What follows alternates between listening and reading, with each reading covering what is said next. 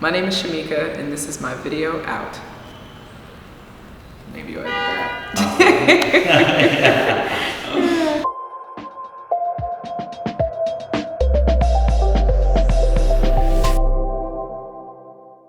I'm Shameeka Mattis-Pinard.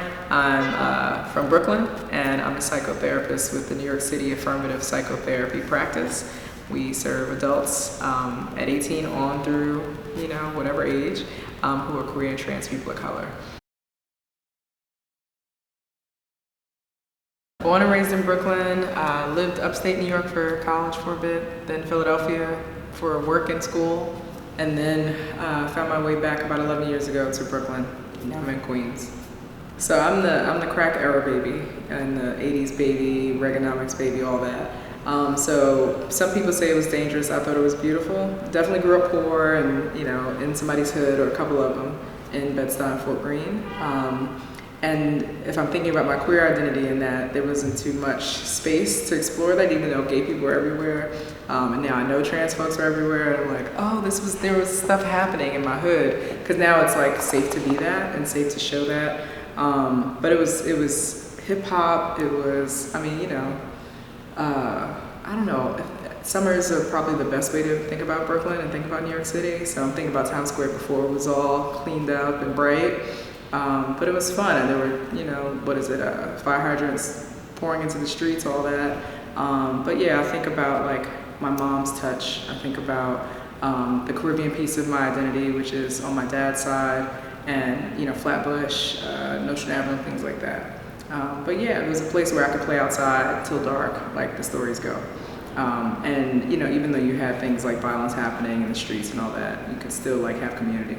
I grew up mostly in downtown Brooklyn, so Fort Greene, Clinton Hill, that area, and more Fort Greene, Farragut, because of the Metro Tech explosion that happened, not explosion, but the burgeoning of Metro Tech in, I want to say, the late 80s, early 90s. I couldn't have known what gentrification would look like then, or how it would look like now based on that major change. But I think after that, all of the waterfronts got changed, restored, all of that. And so coming back, to New York, going back and forth to college, and coming back in, 2005, 2008, and seeing these massive condos that look like, Lego structures that you are like, what's happening? Would see that in the little pockets of like parking spaces, things that were bodegas, that were barbershops. So I think that's the major shift, whether I'm looking at Williamsburg and where I could drive down Kent Avenue and learn how to drive, or Park Avenue, right? And seeing, businesses, and beautiful businesses, and arts, and like, what was only limited to Fort Greene as the Bohemian Collective for folks, now everywhere.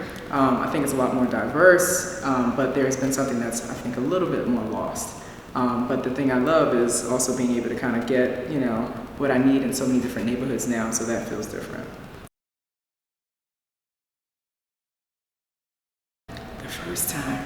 I feel like I started as an adult, and then I remembered as a child, or remember what it was like to be a kid. So as a kid, I had my girlfriends, and if it was a kiss in the corner, or playing doctor or something like that, there was always something happening with my classmates, and it didn't matter if it was boys or girls.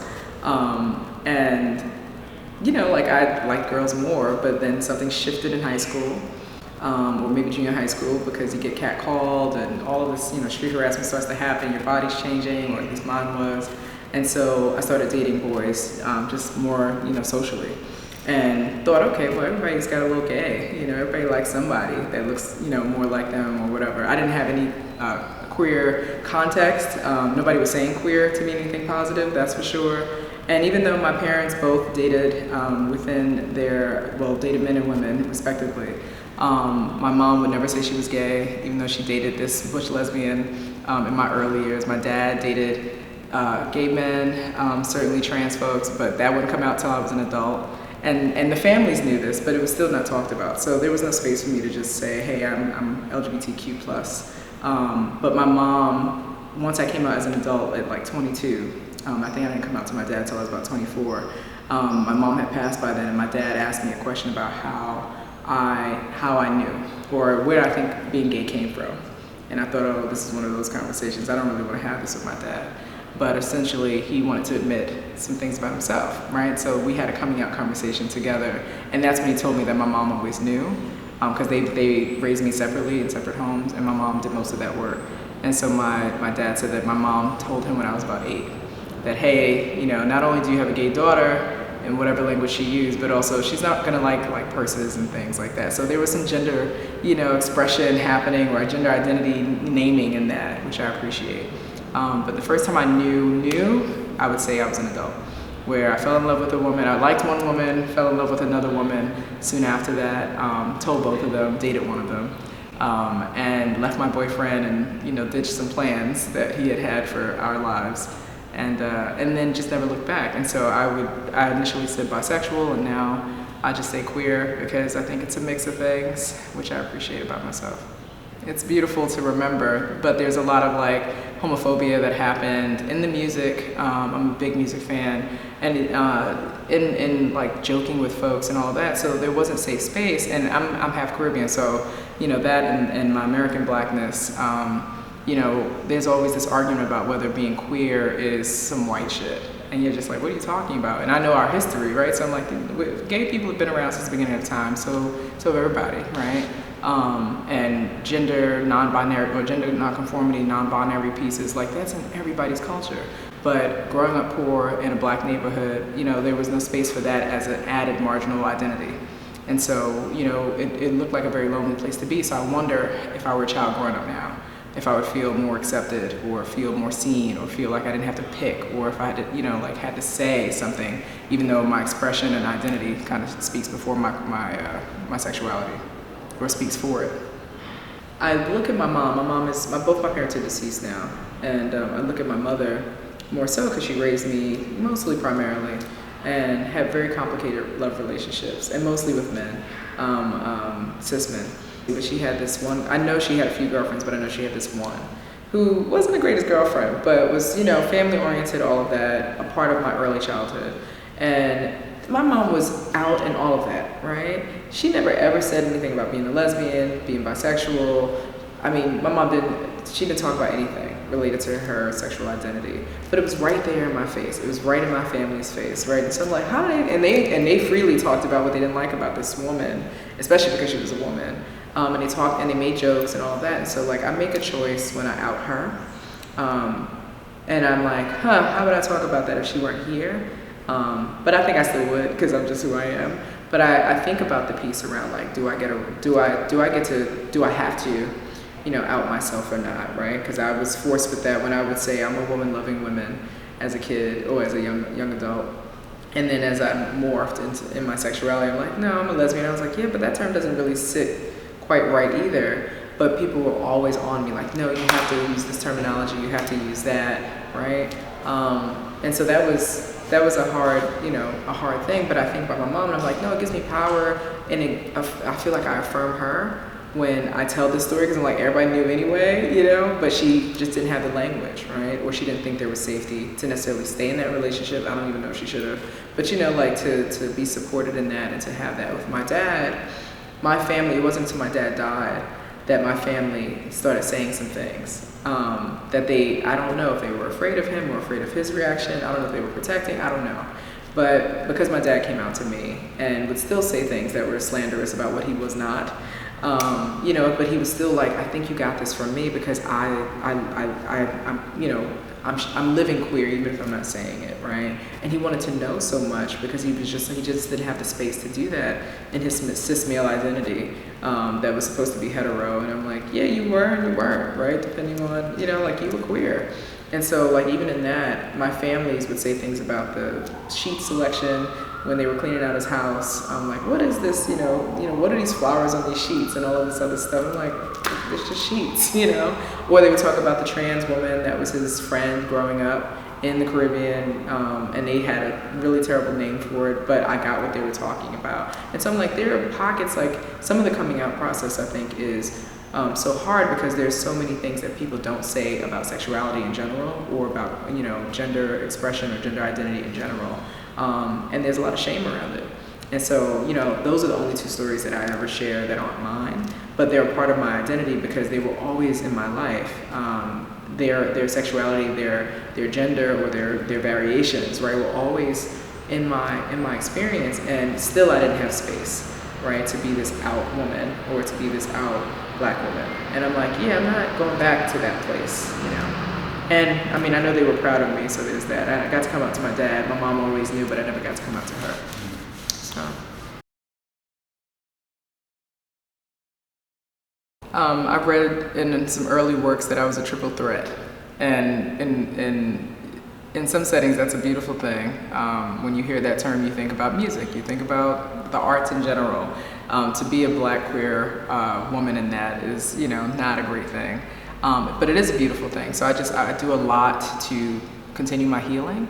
I think depending on the space, I'm misgendered temporarily. So no one thinks that I'm a man after a few minutes, but I get treated like a man in spaces, whether we're talking about, you know, hetero or queer spaces. But, you know, because I dress as a man typically, that's, you know, gendered as a man, right, in terms of my dress, people automatically assume that I'm a guy when I come into a space. No matter where I am, I can be traveling out of the country and all that, but my Blackness still speaks first. And so it's an interesting thing to have that happen. And then when people realize or suspect that I'm, you know, female, right, or that, you know, somehow like I must be gay because, you know, I have the cheekbones I have, or I have breasts or something like that, but I'm dressing this way and I'm carrying, you know, I'm walking with my wife somewhere. You know, like it's a mixed bag of invisibility. I feel as if, you know, I'm seen when it's convenient, or I'm intimidating, right? Like, or at least I'm perceived as intimidating. And so I don't know what's operating in that moment. You know, the class pieces that are assumed in that, the race in that, certainly the gender and sexuality in that. So sometimes it's a rough ride. I mean, to answer your question very simply. To be at the intersections of all these things that are seen as deviant or seen as less than. And so I do a lot of work, like I said earlier, to continue the healing that I think operates before I'm even able to fully show up in a space. And then to remember that everybody's coming from some standpoint of hurt. And whiteness is attacked in a different kind of way than my Blackness, right? White people get, you know, their humanity is caught up in this stuff too. I'm still at a place of privilege way more than the average trans woman, right? You know, especially trans women of color, right? Or my clients, I'm a therapist, I'm a psychotherapist. And so having to, you know, see how people are hurting and don't even have space to navigate that verbally, emotionally, because of things like religion or things like where they work, whether it's a nonprofit or corporate setting, or what families they were born into. There's just so much that I'm grateful for at the same time.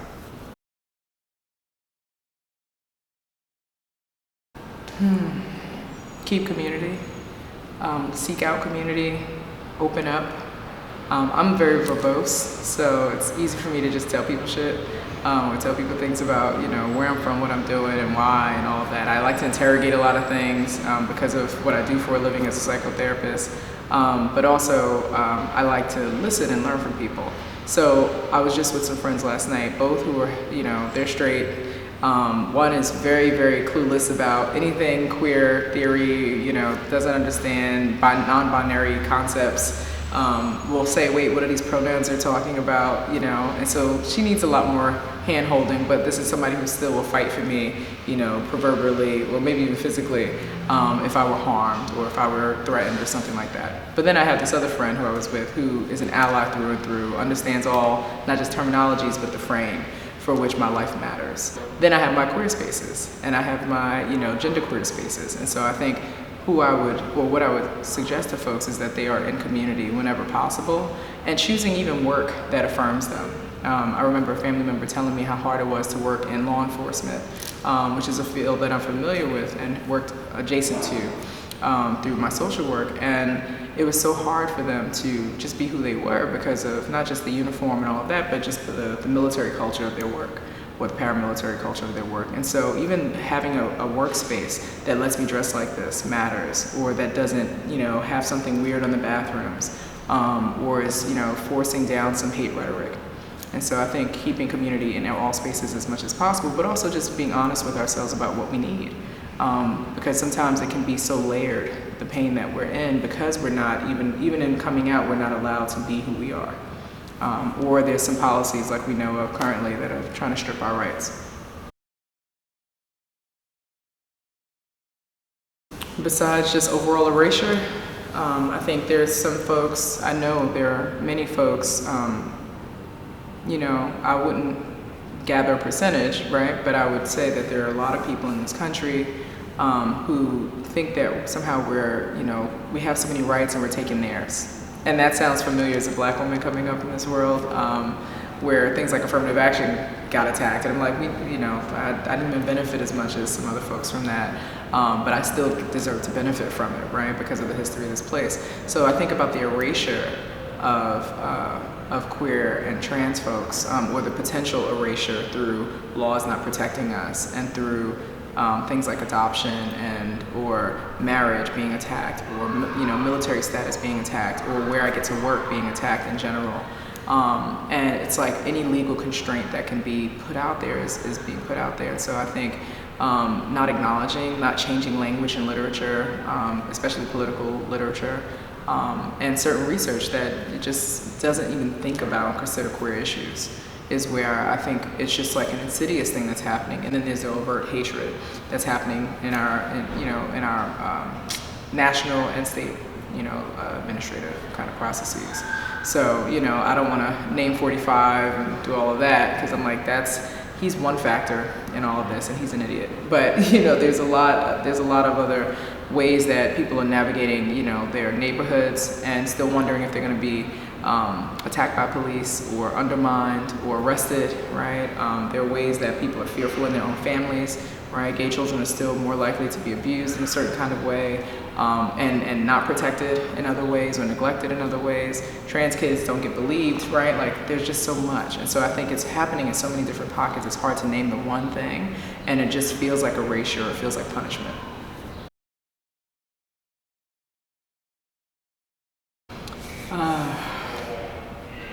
Well, I'm still, despite having to come out years ago and decide if I was going to still even be somewhat faithful, right? Like, I grew up in a religious Christian community, very Pentecostal as a kid, and that definitely contradicted with all the things I understood about myself, and well, at least in the practice of it.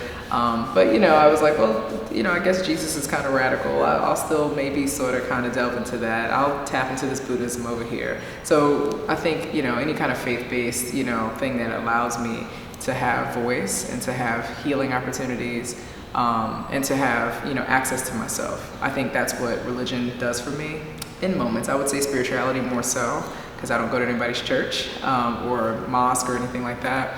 But I think also just seeing a lot of young people own who they are. At 17, 20, I was not anywhere near as affirming of myself. I didn't speak well of myself. I might have even hated myself and didn't even know it. It was so pervasive in not even just my community in Brooklyn, but when I didn't have the internet at that age. I didn't have as much access. I didn't really have access to other people's voices and things until I was well into my 20s. And so, you know, I look at young people now, especially being in a place like New York City, and even with my clients who are mostly younger than I am, because they're, you know, probably young professionals. It's really beautiful to see people, you know, wear their hair the way they want, right? Be able to sing the songs that they want, you know, like not feel so constrained, or in one space in their life, even if it's in our therapy practice. I'm at New York City Affirmative Psychotherapy. I figured I should say that as a psychotherapist, and people being able to say there, I'm gender nonconforming, or I go by they and them, right? Or I go by she, they, and them, right? That didn't exist when I was a kid. And so that's really, really affirming for me, as a person in the world, as a professional in the world, to still know that we can be all right, and that we'll be okay, but we'll be more than okay. Also, there's a lot of intergenerational connection that I see happening when I go to trainings or even facilitate them, where, you know, older dykes and older folks who are like, oh wait, this didn't exist in the 60s, or this didn't exist in the 90s, which, you know, because they were adults in the 90s, and they see young people with so much boldness. And so that gives me hope. I think, you know, it's kind of cliche when some old person is just like, oh yeah, the young people give us hope, they're our future. But it's like, no, we're in the present, but they're here too, and they're really, really emboldened. They know their rights, right? And they're not backing down. And when I sometimes get tired, I know that they can pick up where I've already been advocating. And so that gives me hope. But also, I'm married. I don't have any children. I don't know if that part will be a part of our story. I have a beautiful wife. We've been together, I moved back to New York for her. So we've been together 11 years, and I get to look at her every day and remember that we did that in spite of a world that doesn't want us to be happy or want us to even exist or be connected. And she came out much later than I did to her family. She came out to everybody else, but she wasn't out to her parents until we were together. And so she spent a lot of time in the closet. And I was more bold in my out, I also had a very different upbringing than she did. So people kind of got it earlier and they understood it, but she's more femme presenting. And so, being able to go through that journey with her gives me hope, because her parents went from being very, very adamantly against who she was to showing up at our wedding, as if they were there always to support us, right? Her dad gave a toast and walked her down the aisle. When before they were like, yeah, we like your partner, we wish she was a man, and yeah, we're not gonna we'll throw some money maybe if we can, but we're not gonna be involved in this planning process. And that was after 4 or 5 years of being together. And so the wedding just felt like, oh wait, this is not going away, this is not a phase. And so like seeing us in that struggle together and knowing that we could be there for each other, and then waking up and still liking who she is as a woman, as a person in the world, learning more about our queer identity together gives me hope every damn day. Because I get to be held when being black, when being queer, when being male presenting or masculine of center, when being any of the things that people want to dog me out for, just because I'm showing up in the world, don't get held with love, don't get held with care or concern or space, right? Just to be. I get to like shed all of that pain when I come home to my wife. And I'm still here. So the day that I'm not breathing, I guess I'll have no hope, or I'll have some other iteration of my life, but being able to wake up every day and know that I'm in this body and I love it, or I love the spirit within this body, or I get to go outside and not experience day-to-day violence or harm, even though it's in other ways insidious, gives me hope. Yeah, I feel like my wife and I are the reasons why there's some more queer people in our neighborhood, in our building. When before we're like, where are they? We were black, black people in this very Jewish neighborhood, but also like out and gay, and it's like, oh, now we can see the other lesbian couple downstairs, or we see this gay guy upstairs, or we see some queer couple down the block, or something, or parents are starting to speak about their children in better ways with pronouns and such, or say, oh no, it's cool. They won't say, oh, that's, for the little boy, they won't say, oh, that's his girlfriend. They'll be like, he can marry whoever he wants, so like we see it changing, and in our families as well. So it gives me hope to know that even in the most informal ways, there's progression. My favorite part about being me, besides the being. Oh, the favorite part about being me is I am me boldly. As much as the world can be really difficult, really hard, kind of scary, sometimes very condescending and limiting, I'm loud as hell, and I like to think I'm colorful. Other than like the outfits I wear, I think I have a colorful personality. I would say there's not I hold so many identities.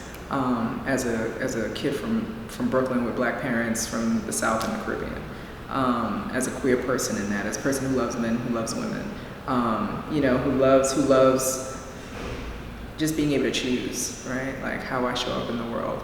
I think that part of me says I just won't take any nonsense. And so that unremitting part, or that part that can't be negotiated, I'm like, no, you're gonna accept me.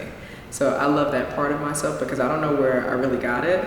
I can look through so many historical freedom fighters and look at, countless advocates of all races and backgrounds. Globally, I can look and find sources of power. But there's something to that generational strength that I think is there. But when I see my family's, or the trailblazing ways that my family has, made space for me, I think some of that might help. But they were still scared ass people, and they were folks who, some of them succumbed to, state-sanctioned violence, or they, just toe the line to kind of, keep their head buried because they don't want to stand out. And so I don't have those examples of like this fierceness, this boldness in some ways. I have it in my community, but not always in the like specific ways. And so I love having that part of myself be the thing that people meet when Shameeka means all of the strength, all of the beauty, the softness, but also the unremitting ways that I'm just not going to take anybody's nonsense, take crap or not be able to hold space. My sensitivity or empathy, I pay attention to people, and I want to study them and learn them, but not just in like some sociological or anthropological way. I really care that people are healing. And so whether it's in my personal life with my family, family of origin, chosen family, whether it's in spaces with, colleagues at New York City Affirmative Psychotherapy in my practice, because I work with a lot of folks who are doing this journey just like me. And I don't get to share my story there on purpose, because it's not the space for it. And I get to bear witness to people's integrity, to their passions, right? To their way of being in the world and their questions about the world. And I get to affirm them for being queer, trans, non-binary, you name it. And so that teaches me, that practice and all things that I've done professionally, personally, show me that I have something that people need, which is to bear witness, to slow it down, right? To ask questions and not come in with these, pre-filled answers about who they are, and I get to learn who they are and then get to support their growth and their development and their healing, which is, I think, a prerequisite for their growth. I think there are a lot of people where coming out first and foremost is a multi-layered process for the rest of our lives. And I think we come out, sometimes we're forced out. I mean, there's all kinds of ways that it can be safe and unsafe. But I ultimately think that coming out doesn't have to be the same for everyone. I came out in many ways after 22, right? And I still feel like I am. People make a lot of assumptions based on my physical presence and all of that, and what I choose to wear, how I do my hair, what I say my name is, who I say I'm married to, like all of that, right? But when I choose to actually say something about, who I am as a queer person, especially at these various, at these intersections in my life, that's powerful for me. I feel that because I'm able to walk away and not be bludgeoned, right? I'm not somebody, there's no active person arresting me in that moment or, saying that I can't come to work or something like that.